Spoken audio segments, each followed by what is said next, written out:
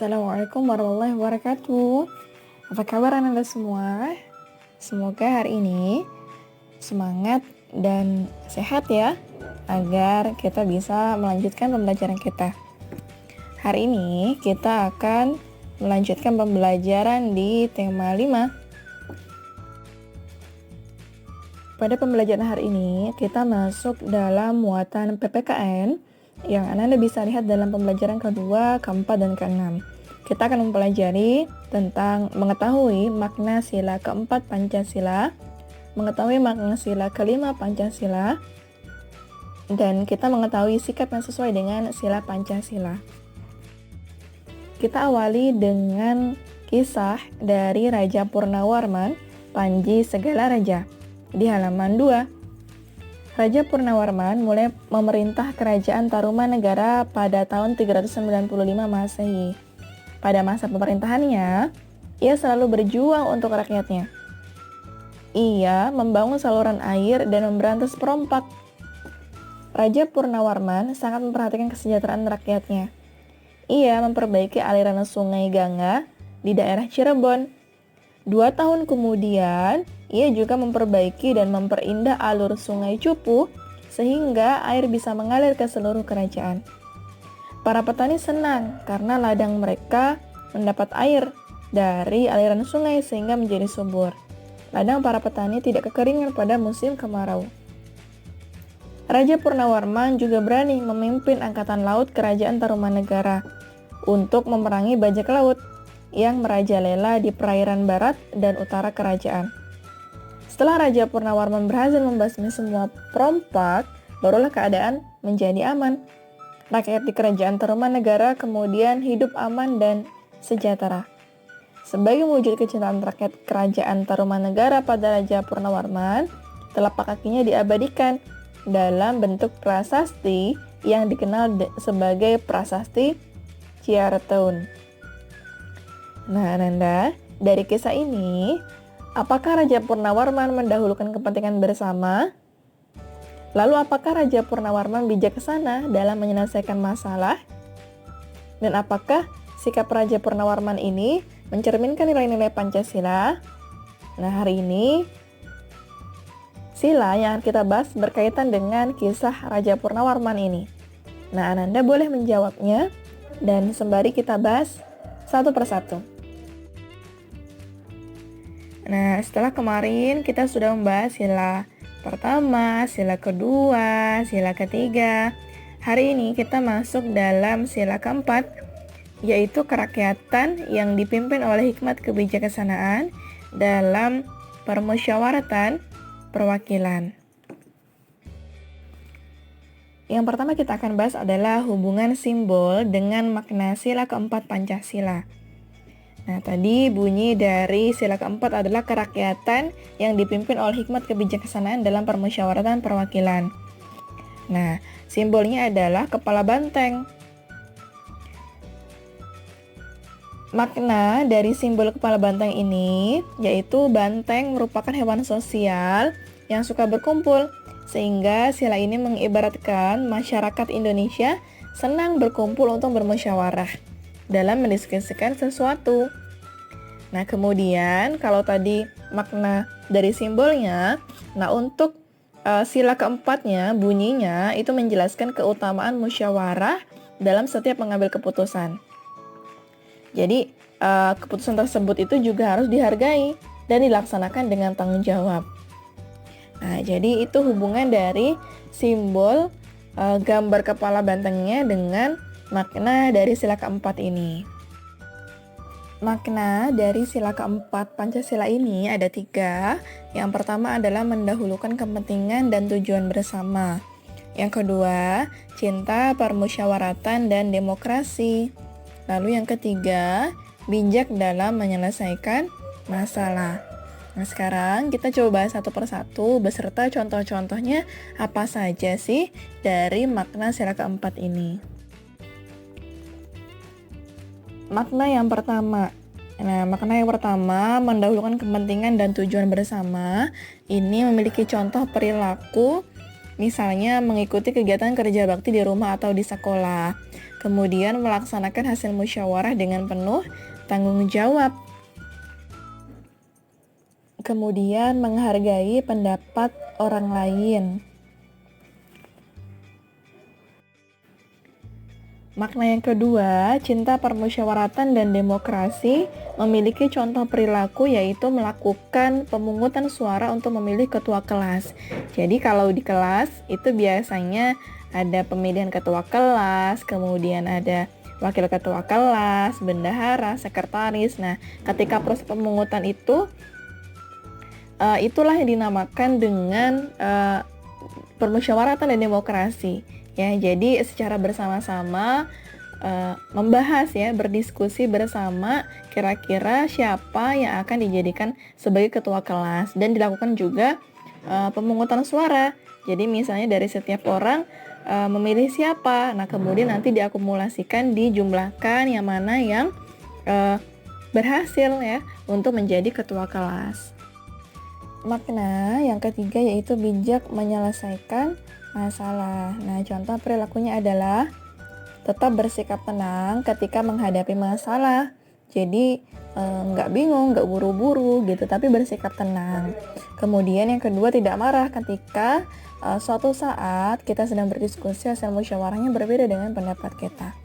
Kemudian yang ketiga, menasihati teman yang menjahili kita atau teman lain. Nah, sekarang coba perhatikan gambar yang Anda lihat. Nah, di sini ada gambar Budi marah dan membentak si Amir ya, yang ternyata secara tidak sengaja menginjak kakinya. Nah, kira-kira apakah perilaku dari Budi ini sesuai dengan sila Pancasila? Iya, ini tidak sesuai ya dengan sila Pancasila. Seharusnya Budi tidak langsung marah, tapi berbicara baik-baik dulu kepada Amir, sehingga tidak salah paham. Dan si Amir pun juga ternyata tidak sengaja menginjak kaki si Budi.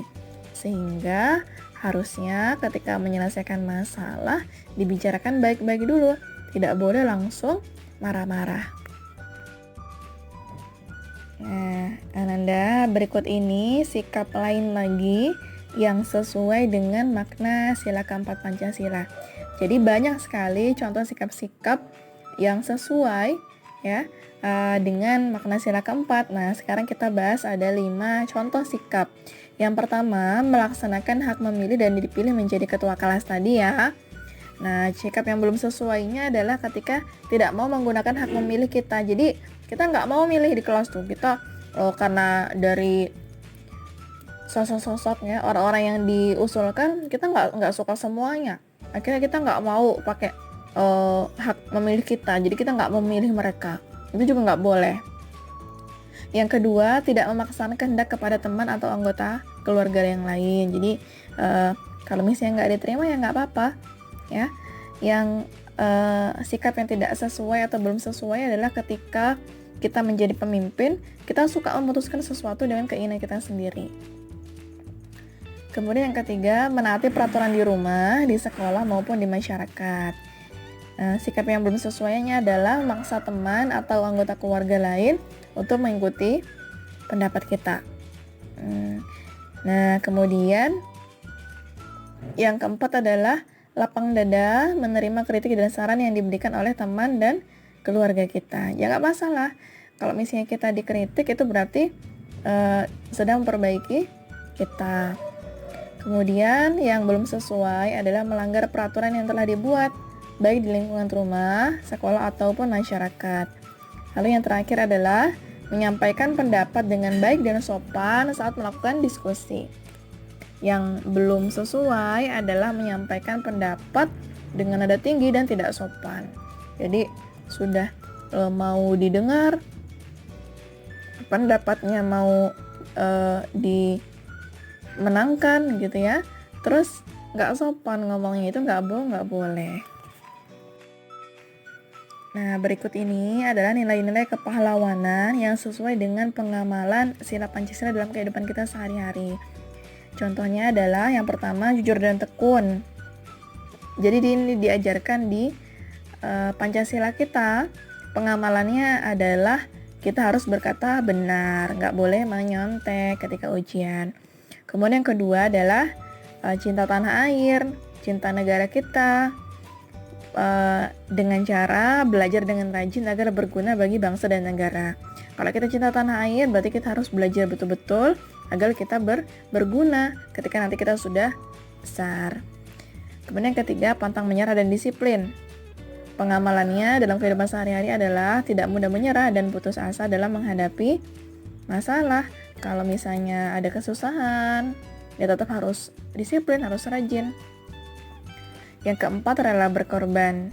Pengamalannya adalah menolong orang dengan tulus dan ikhlas, serta tidak mengharapkan imbalan. Jadi kalau kita mau nolong orang, ya nolong aja. Nggak perlu nanti, aku udah nolong, nanti mau dikasih gitu, atau misalnya dikasih hadiah gitu kan, nggak boleh.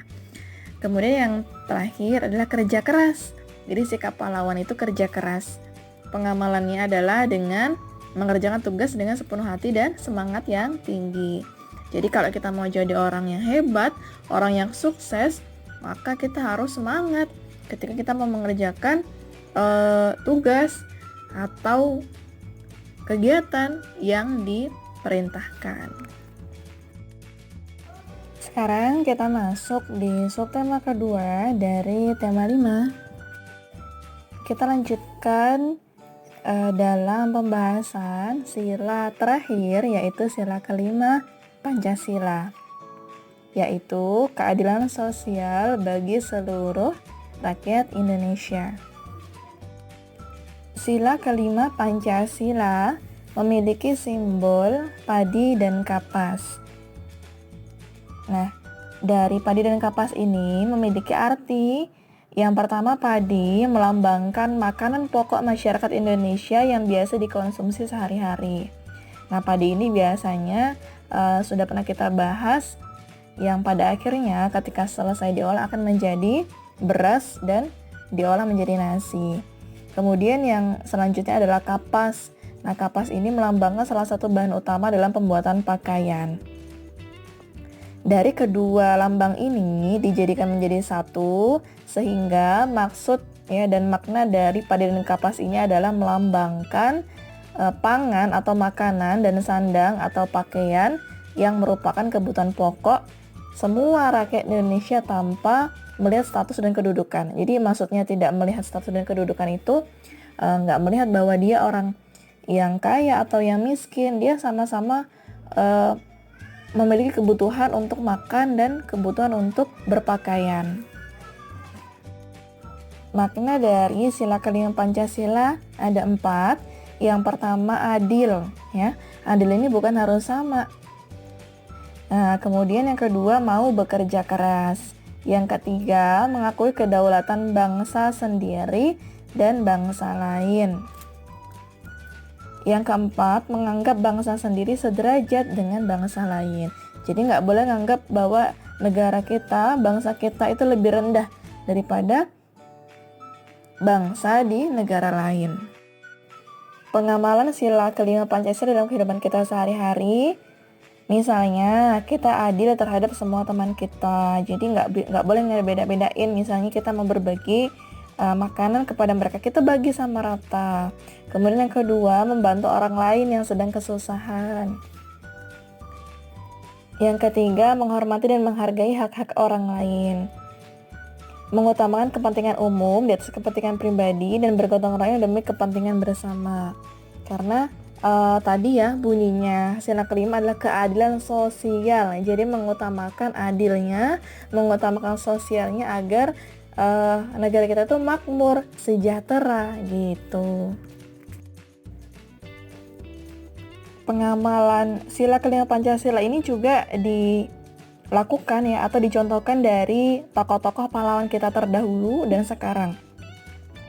Jadi misalnya ada keberanian berani, kemudian rela berkorban, membela keadilan dan kebenaran, kemudian cinta tanah air cinta negara kita. Inilah sikap dari tokoh-tokoh pahlawan yang bisa kita pelajari dan kita ikuti. Misalnya ada seorang pahlawan yang bekerja keras demi meraih kemerdekaan. Jadi bayangkan dulu ketika Indonesia belum merdeka, para pahlawan itu berjuang sekuat tenaga, bekerja keras bagaimana caranya bisa kita itu terbebas dari yang namanya penjajahan atau orang yang berbuat jahat kepada negara kita dan bangsa kita.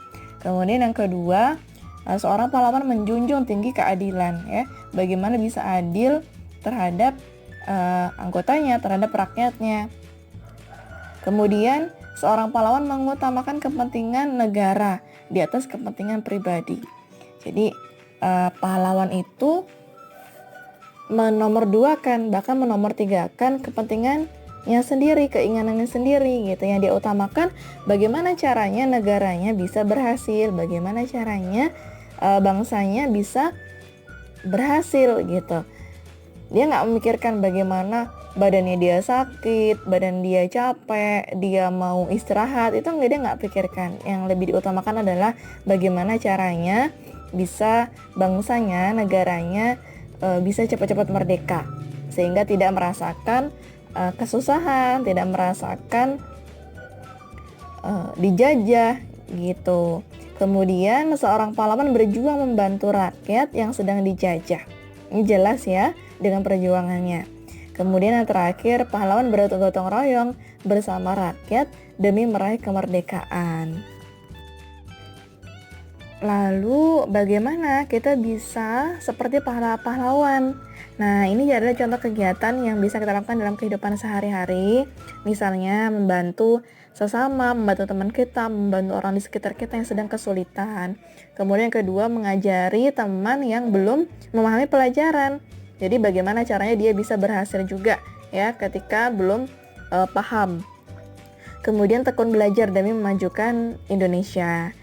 Nah, kalau misalnya kita tekun belajar, kita bisa pintar, kita bisa memberikan sumbangsih kita kepada negara kita yang akhirnya bisa sejahtera. Kemudian menghargai hasil karya orang lain yang bermanfaat bagi kemajuan bangsa. Jadi kalau teman kita punya karya, kita hargai ya hasil karyanya, itu juga menjadi salah satu contoh dari sikap di sila kelima Pancasila. Lalu bagaimana ketika kita tidak bisa menerapkan sikap yang sesuai dengan sila kelima dalam kehidupan kita? Pasti ada dampaknya. Yang pertama, nanti bisa terjadi perselisihan antar masyarakat karena tidak adanya keadilan. Kemudian yang kedua, terjadi kerusuhan karena tidak ada keseimbangan antara hak dan kewajiban. Lalu tidak ada kemajuan di masyarakat. Misalnya di bidang pendidikannya, kemudian di bidang ekonominya nggak bertambah, kemudian kesehatannya juga nggak bertambah. Lalu bangsa Indonesia kita akan bergantung pada bangsa lain ya. Bisa dikatakan suatu saat negara kita itu bisa miskin ya. Makanya sekarang Ananda berusaha yuk semaksimal mungkin terus belajar dengan giat dan berniat, ya Allah semoga nanti berhasil dan bisa memberikan sumbangsih tenaganya untuk negara kita, sehingga negara kita bisa maju, bisa mandiri. Oke, sekarang kita lanjutkan ke subtema 3. Dari beberapa sosok dan kisah kepahlawanan yang setelah kita pelajari, di sini terdapat sikap kepahlawanan dari tokoh-tokoh ya, para pahlawan kita, yaitu ada berani, kemudian rela berkorban, membela kebenaran dan keadilan, cinta tanah air, berjiwa besar dan menjaga persatuan dan kesatuan. Luar biasa ya nak, sikap-sikap ini ya yang terdapat dalam diri pahlawan kita gitu. Dan hari ini kita mencoba untuk belajar bersama dan mencoba untuk bisa mengikuti sikap-sikap kepahlawanan yang ada dalam diri dari pahlawan kita. Dari sikap-sikap tadi, di sini kita bisa bagi kira-kira sikap itu masuk dalam sila keberapa. Nah, dari yang pertama, sikap keberanian masuk dalam sikap kedua ya, berani. Kemudian sikap rela berkorban. Rela berkorban berarti masuk di sila ketiga. membela kebenaran dan keadilan di sila kedua, cinta tanah air di sila ketiga, dan berjiwa besar ada di sila kelima. Di sini terdapat bentuk-bentuk kegiatan dalam kehidupan, misalnya yang pertama yaitu ada kegiatan menyumbang untuk korban bencana alam. Nah, ini berarti termasuk sikap yang sesuai dengan Pancasila ya, Nak. Kemudian yang kedua ada gambar anak-anak yang sedang melaksanakan kerja bakti. Nah, berarti ini juga masuk dalam sikap sesuai dengan Pancasila. Lalu yang ketiga terdapat gambar dua orang anak ya yang meminta maaf kepada temannya. Jadi salah satu ada yang meminta maaf kepada salah satu yang lain. Nah, ini juga masuk dalam sikap yang sesuai dengan Pancasila. Nah, di sini juga ada kisah dari Bung Tomo. Anda bisa lihat dalam halaman 117. Di sini kita baca bersama ya. Bung Tomo. Sutomo yang lebih dikenal dengan sapaan akrab Bung Tomo adalah seorang pahlawan. Beliau terkenal karena perannya dalam membangkitkan semangat rakyat untuk menantang kembalinya penjajah Belanda yang membonceng tentara Nica. Perlawanan itu diakhiri dengan pertempuran 10 November 1945 yang hingga kini diperingati sebagai Hari Pahlawan. Bung Tomo adalah tokoh populer pada peristiwa pertempuran 10 November di Surabaya. Beliau merupakan pembakar semangat juang rakyat untuk bertempur sampai titik darah penghabisan. Nah, dari sini kita bisa mempelajari kira-kira apa yang bisa kita ambil dari kisah dan perjuangan dari Bung Tomo. Apakah sikap Bung Tomo mencerminkan nilai Pancasila? Ya, jelas ya, Nak. Tadi karena apa? Karena Bung Tomo gigih untuk mempertahankan kemerdekaan yang merupakan sila kelima Pancasila. Lalu apa saja yang bisa kita contoh dari sikap tersebut? Dari kisah tadi jelas yang bisa kita contoh adalah semangat dan gigihnya. Nah, sekarang kalau kita lakukan berarti kita juga harus bersemangat dalam belajar. Alhamdulillah, materi kita sudah selesai. Nah, waktunya sekarang kita untuk latihan agar pemahaman kita semakin kuat. Yang pertama, apa makna sila keempat Pancasila tadi? Kemudian yang kedua, apa hubungan dari simbol dan makna sila keempat Pancasila? Yang ketiga, apa makna sila kelima Pancasila? Lalu yang keempat, apa hubungannya simbol dan makna sila kelima Pancasila? Nah, kemudian untuk latihan yang kelima, di sini Ananda memiliki tugas untuk membaca kisah perjuangan dari Sultan Hasanuddin di halaman 53 ya, Nak. Dan Ananda juga memiliki tugas untuk membaca kisah perjuangan Kapitan Patimura di halaman 77 agar semakin menambah pengetahuan Ananda. Pagiku cerahku, matahari bersinar, ku gendong tas merahku di pundak. Selamat pagi semua, ku nantikan dirimu di depan kelasmu, menantikan kami. Guruku tersayang, guru tercinta, tanpamu apa jadinya aku? Tak bisa baca tulis, mengerti banyak